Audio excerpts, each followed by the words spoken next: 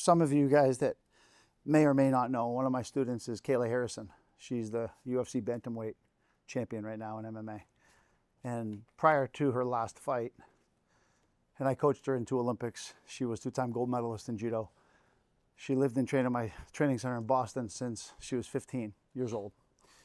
Before her last UFC fight, I happened to be in like Home Depot trying to buy some flooring for our apartment where the kids live. And all of a sudden, out of the blue, I get a call from Kayla, and she's in this like really bad headspace. It's about maybe 4 or 5 weeks out from the fight, and she's crying, and I'm like, what's the matter? She goes, oh, I don't know, Sensei. I need some positive vibe. I need some positive energy coming from you. She's like, I'm walking in the swamp right now doing my 10-mile walk on a Sunday, trying to keep my weight down, and I'm just mentally breaking, and I'm just tired. Mentally, I'm really, really tired right now. I just need some positive energy and positive reinforcement. I said, okay. I said, listen, I started right away. Just tell her, listen, you got an opportunity of a lifetime. We've been waiting for this moment forever. I said, you get to do that walk. You know you're going to make weight. Like, this is just part of all the pain, all the suffering, all the stuff you've overcome. Like, this is your moment. This is your destiny. This is why, this is like the moment you've been waiting for your whole life is just going to come in 4 to 5 weeks. You got to get through the next 5 weeks, but you know as well as I do, all you got to do is make weight and you're going to be a UFC champ. I said, so this is a luxury that you get to do this right now and you get to do what you love for a living. I said, so let destiny manifest itself. Pick yourself up. You're going to get through this walk today. You're going to get through everything else. Stay healthy, stay strong, and go win that UFC title. And remember, Kayla Harrison, UFC bantamweight champion. That is the goal, right? And thank you so much. That's all I needed. But it's something that when Clay talks about asking me to talk about mindset, what I've learned through the years. And it's funny because one of the guys that won the Olympics, his name is Ilias Iliadis. He won the Olympics in Greece when he was 17 years old. Okay, he's a superstar, 3-time world champ and 3-time Olympic medalist, and won a gold in the Olympics. And today is the 21st anniversary of him winning his gold medal in the Olympics. And he just did a post about it. And he said, my whole life, I dreamt about the Olympics. Every single day, I dreamt about the Olympics. That is what I wanted to do with my life. I wanted to be Olympic champion.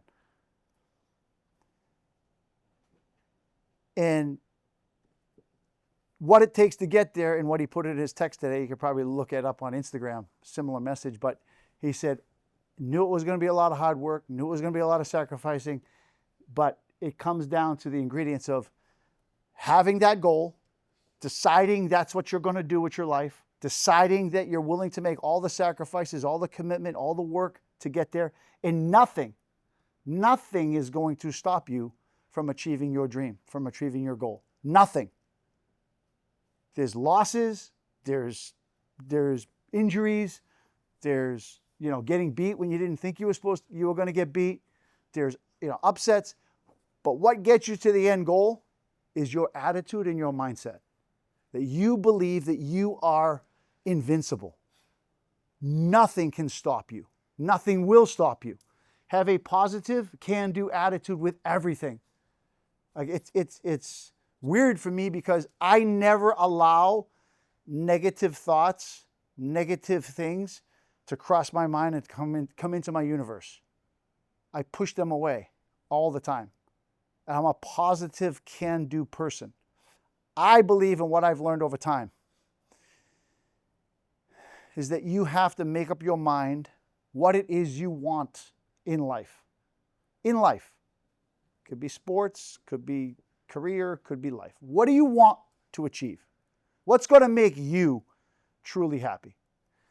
Set that goal now. Set that vision, dream now. Whatever it is. Okay? And not only set it, but write it on a damn piece of paper. Manifest it. Whatever. Jimmy Pedro, Olympic champion. Kayla Harrison, Olympic champion. UFC champion. Whatever. I want to be a millionaire. I want $1 million in my bank account. Whatever it is, it doesn't matter. I want to be a doctor. I want to be a lawyer. I want to be a police officer. Whatever the goal is. Because all of those things take sacrifice, take commitment. They're going to take your time, right? But if you dream it, you commit to it, writing it down on a piece of paper, because now it's real. This is what I am going to do with my life right here. And I am willing to do whatever it takes to get there. Whatever it takes. I got to get up earlier than everybody else. I'll get up earlier than everybody else.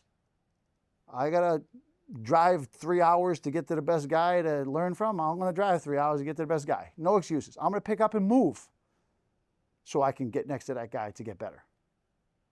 Okay? I'm going to skip going to whatever it is. Sometimes it's family stuff. You can't go to your family stuff because you do it. This is your goal. People will support you if that's your goal. Okay? Then you have to genuinely picture in your mind, picture the moment of achievement. You have to convince your mind that it's real, that you're going to do it, that that's going to be your life, that this is how we're going to see it. This is what's going to be. After all this work, after all these sacrifices, after all these things that I do, here's what it's going to feel like. And you've got to visualize that moment in your mind. Close your eyes, 5 minutes a day, 2 minutes a day. Your mind works really fast. And just think about that moment of excellence. I used to tell Kayla and Travis and them, picture the moment where you're stepping up onto the podium. They're putting the Olympic medal around your neck. You're getting the flowers. You're getting the mascot. The USA flag goes up behind you. You're standing next to Japan or France or whoever's on the podium with you, the best people in the division. Picture the big group hug that's going to happen after that and the pictures the photographers are going to take of you being Olympic champion. Hear the national anthem as it's being raised behind you. Think about marching out. And the new Olympic champion in the judo category of 78 kilograms is Kayla Harrison. And hugging your parents, hugging your coach, whatever it is. Picture those things as reality. It happened because it happened in your mind. And the more you can visualize your moment of excellence, we each have our own moment. Picture it. It has to be real. Live it. Your body has to feel it. I do believe that if you do that enough times, it'll manifest itself. When the time comes for that day, maybe it's graduation from the police academy, or you got into the military, or you're a sergeant in the military, whatever it is, that moment of receiving that diploma, feeling proud, going to dinner with your parents afterwards or your loved ones, make it as real as possible. And I believe that when that day comes, and if it's a competition day like in sports, the people that have genuinely bought in and that have seen it enough times, their body goes right through it. They're not afraid. They just do it. It's been real to them 500 times. They've already seen it. They already know it's possible because they've invested in it. They've thought about it. They've committed to it. They believe it. Their DNA, it's part of their DNA. This was supposed to happen. I know it was. So go do it. The people that don't visualize, that don't use their mind, that don't really buy in, they're just kind of like, oh yeah, that'd be awesome. Dude, I'd love to be IBJJF champion someday. That'd be cool. Oh, black belt division? Sure, let's do it. They never really visualized it. They never really thought about it. They weren't motivated every day to make that one thing happen.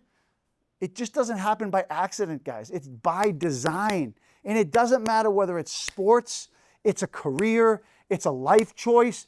You control your destiny. You control it.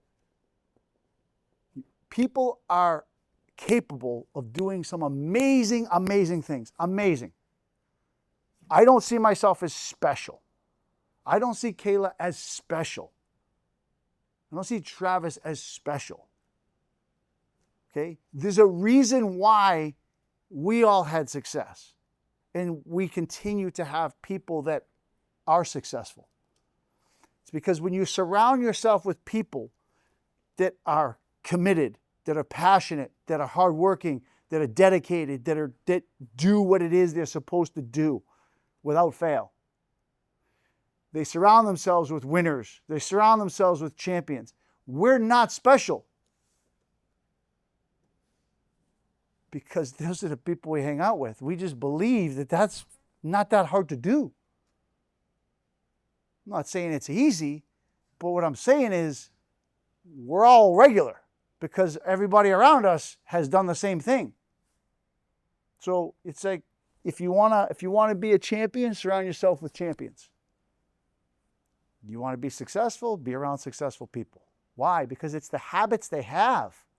It's the habits, it's the mindset, it's the attitude, it's the can-do, it's the work ethic, it's the commitment, it's that grit, it's that drive that pushes them. And you can see it. You go, dude, this kid's going to be good. So he doesn't take no for an answer. And he fights in every position they fight through, and they try, and they hate losing so much that they give extra in practice.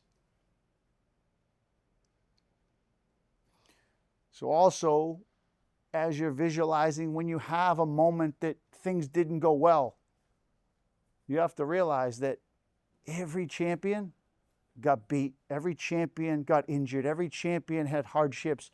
If you are a worrywart, oh, I can't do it now. Well, you're right. You just said it. You can't do it now. Because it's your mind that told you can't do it now. You should be saying is, I will do it. This is just one moment of blah. In 3 months, I'll be back on the mat, and I'm going to work my ass off from now until I can get back on the mat, doing everything I possibly can to be as good as I can when I do step back on the mat after rehabbing this injury. And by that injury helped me mentally. I got a fresh break. I didn't have to train during it. Now when I come into training, I'm going to appreciate the fact that I'm capable and I'm not injured anymore and I can actually train again. Because I know what it's like to be without the sport that I love or whatever it is I'm trying to do. And now I appreciate it even more.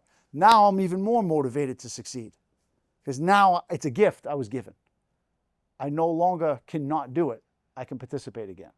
So it's all mindset, and it's all about having a positive can-do mindset. I can do it. I will do it. It's going to happen. I'm a champion. This is my destiny. This is my purpose. This is why I'm here. This is why I train. This is why I go to competitions. These are the sacrifices I'm making because that was my goal, and it is going to happen. I'm going to make it happen. Nobody is going to stop me from making that happen. Nobody. And you have to really believe that. You have to be committed to it. And I can tell you, I know a lot of the UFC champion guys, a lot of NCAA champions, Olympic champions. The mind. Everybody does the physical. Everybody does the technical. Technique matters, no question. Competition mindset, that special gift that you trigger, that you can switch in your brain that says, this is going to be me. I've heard it from all of the greats in all of the sports. You could talk about Michael Jordan, you could talk about Kobe Bryant, you could talk about Larry Bird, you could talk about Tom Brady. They have confidence. They're confident in their ability. They told you they were going to be great. Tom Brady told the owner of the Pats when he was the fourth quarterback picked, this is the best decision you ever made. Put me on your team. The guy was like, what? You're the fourth-string quarterback. But that's how he felt about himself. Put me in, coach. Put me in. I'm going to win. First chance he got, he won. First chance. Starting quarterback was I don't even know the history of the sports, but starting quarterback was being paid tens of millions of dollars back then. One of the best guys coming out of college as well sat the bench the rest of his career. Because people that are confident, that think that they're going to win, even if they're not supposed to win, they think they're going to win. And that's the edge you have to have going into everything. You've got to believe in yourself. Before you're the champion, you've got to believe it's possible. Because if you don't believe in you, who's going to believe in you? You got to convince yourself, I'm the best. I'm going to win. I don't care what accomplishments this guy has. I train properly, I'm here to compete, and I'm here to win. And by God, I'm going to go after him with 100% of everything I have for the entire fight. I'm taking it to him. I'm going after him. I don't care. that he's better. I don't care what titles he has. You take it to him and you put it right in their face and you go after him. And if you don't win for whatever reason, you go back and you learn, you study, you figure it out, you go back, you get better, and the next time you fight him with that same attitude. And you go after people to win, not to not lose or to only lose by a small, who cares? A loss is a loss is a loss. If you accept losing, then you'll accept losing for the rest of your life, rest of your career. You don't accept losing. You accept stepping out on the mat 100%, the best that you have in front of everybody. And you go after people to beat them. And when you approach sports with that attitude, you have a chance to win. Nobody's better than you. Nobody's better. Not today, they're not. Maybe last year, maybe whatever tournament before, but today they're not better than me. I'm winning. If you put the time, energy, and effort into preparing yourself for that event, you should never go into any tournament hoping to place, hoping to win a match. What did you compete for? Why are you selling yourself short? Why shouldn't you win that match? Why shouldn't you win that tournament? If you expect third, you get fifth. If you expect first, try to get first. Maybe if you don't get first, you get second. Maybe if you don't get first, you get third. But why just place? Why just win a match? Why just be happy? Go to be your best. What happens to most people is they don't believe in themselves. They sell themselves short. Well, this guy won this championships and he's really good, so I'm going to go out and play my game and see what happens. You're going to lose. I'll tell you right now, you lost. You didn't go see what happens? No. How about you shock the world and you go tap that guy or you go beat that guy? Why not? What did you fight for? Why did you show up? Showed up because you thought you were second best, third best, you're not good enough? Man, guys, like, start to think, if you're competing at the right level, that's why in sports there's levels. You have to compete at your level so that when you step out on the mat, you've trained properly, you should win. You're at your level. Of course, a kid, Pup Warner can't say, oh, next week I'm going to go beat, whoever, I'm going to go play for the NFL. Like, the goals have to be realistic. And if you're competing at your level, you should approach every game as if this is your chance to prove yourself on the battlefield and to take first place.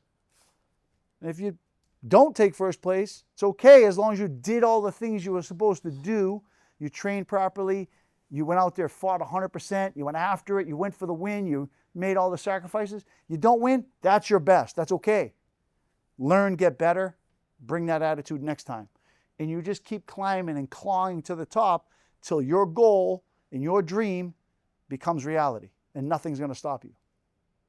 That's an attitude you have to carry with yourself. I can do it. I will do it. This is who I am. This is what I want to be. I am a champion. I think like a champion. I act like a champion. I train like a champion. I eat like a champion. I'm around the best players. I'm going to be a champion. That's what the little engine that could. If you've ever read that book or heard that story. I think I can. I think I can. I think I can. I think I can. Until I am. I think like I am until it happens. Then I become that thing. And I accomplish that goal. And I climb that ladder. Climb that mountain. There's so many people that have climbed that mountain.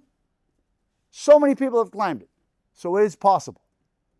People have done it before. Doesn't matter what it is you guys are trying to do. Somebody's done it before.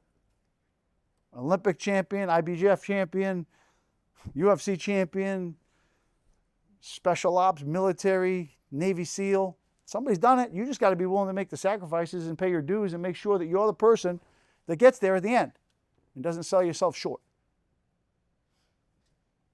And that's how I approach my sporting life. That's how I provoke my professional life. Same way. What does it take to be successful? Well, what do you want your company to be? What does it stand for? How are you going to get there? Surround yourself with other like-minded people that work their ass off, that are accountable, that will do things the way you want them done, and that believe in a common vision. Okay? Now what? Let's work. Let's take care of the customer. Let's set our company up for success. Okay, let's stand above the rest. Let's pay attention to the details. Let's service the customers. Let's take care of them. Let's give them opportunity. Let's grow together.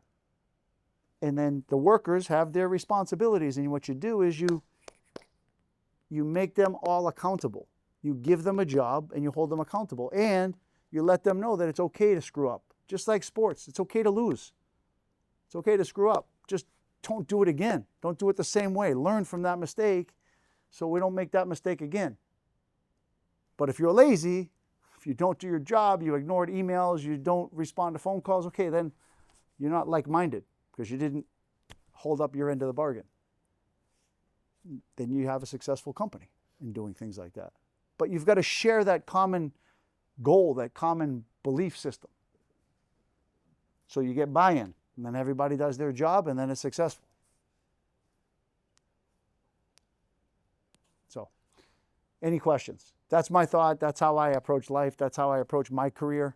My career wasn't easy. You know, I had some pretty bad injuries in my career that set me back for 6 months, you know. But I made that commitment. I moved to Japan for 6 months, and I lived with my wife, Marie. 6 months, we went to Japan. All I did every day, twice a day, was train. Woke up, gone on a train ride for an hour, trained for 2 hours, only American in the dojo. Went back, hour train ride, got some lunch, went to sleep, took a nap, woke up, did another hour train ride, trained for 2.5 hours at night, train ride home, ate dinner, went to bed. 6 days a week. That's what I did. 6 days a week, 6 months. Didn't speak a lick of Japanese. Hi. Oh, it means yes. Okay, good. I learned Japanese after that, but I went there and we just suffered, man. One white dude in a dojo of 200, 250 Japanese black belts just training. That's what it took to get to the next level. That's what I was willing to do. And for 20 years, I just traveled the world, went to so many camps around the world, stayed in people's pantries. There's one guy didn't have any. Hey, where can I stay? Oh, I can stay in the basement of my parents' house. Okay, great. Shelves of all canned goods above my bed, right? Just laying down. I sat up. I hit my head on the shelf of the canned goods, and then no windows. One door to get out in Germany in somebody's basement, and that's where I lived. It's just around the world, sleeping on floors, places, and just, if you want to win, you'll find a way. I didn't come from money. My parents are a school teacher and a firefighter as, parents. We did not have a lot of money. They got divorced when I was trying to be an Olympian. So now they got 2 separate pots of money. That isn't very much. All right, and there's me. So I'm a young kid trying to go around the world. I wasn't a fortunate kid that had a lot of money behind me, but I had drive, and I went everywhere I could go and got as good as I could get, and the only way I could get funding was win. So I won. And once I won enough, then I started getting support by, federation and things like that. But, okay? Anybody, any specific questions about anything? Do you have a story about Travis? I love Travis's mindset story. So for some of you that don't know, a quick background. Travis Stevens and Kayla Harrison are both training in my dojo. We go to the 2012 Olympic Games. Kayla Harrison wins a gold medal. Travis Stevens makes it to the semifinals, loses to the Olympic champion in a 10-minute split decision loss. Then drops down into the repechage, but cried for an hour after losing his semifinal match for good reason and had no energy for his bronze medal, and he ended up getting beat by a Canadian guy that he beats all the time. So he came home without a medal, 5th at the Olympics. They both come back to the same dojo, and every day, almost every day, every week, kids would see Kayla as Olympic champion and ask her for autographs and pictures, and she's the Golden Girl Olympic champion. For 4 years, Travis Stevens was the guy that took 5th. So every reporter, every kid, every person that asked him, how'd you do at the Olympics, Travis? Kayla won a gold, how'd you do? 5th. He got reminded that he didn't succeed for 4 years straight. That sucks. So we go to the Rio Olympics 4 years later. Kayla retains her title, wins a second gold. The morning of the competition for Travis Stevens' competition, now he was seeded, I think, 8th. I think he was the 8th seed at the Olympics. Okay? So what that meant, he was going to fight the number 1 seed in the semis. The morning of the competition, when we were going to the venue, before we go to the venue, I said, Travis, are you ready? Because don't forget, 4 years, he's been waiting for this moment like a caged tiger, just waiting to fight, just to redeem himself, to get on the podium. He believed he was going to win the Olympics. And that morning, talk about mindset, I said, are you ready? He goes, Sensei, I'm ready to shock the world. I'm ready to shock the world today. And when we went to that venue, all of the athletes were warming up.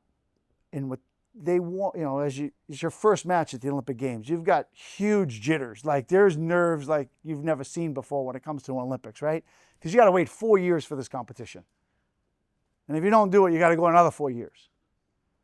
And every athlete's like trying to get this nervous energy out, right? And they're sweating and they're going hard and they're intense and you could see they're all stress balls. In the 81 kilogram division, like it was stacked. There was a lot of tough guys in that division. You don't know who was going to win that division.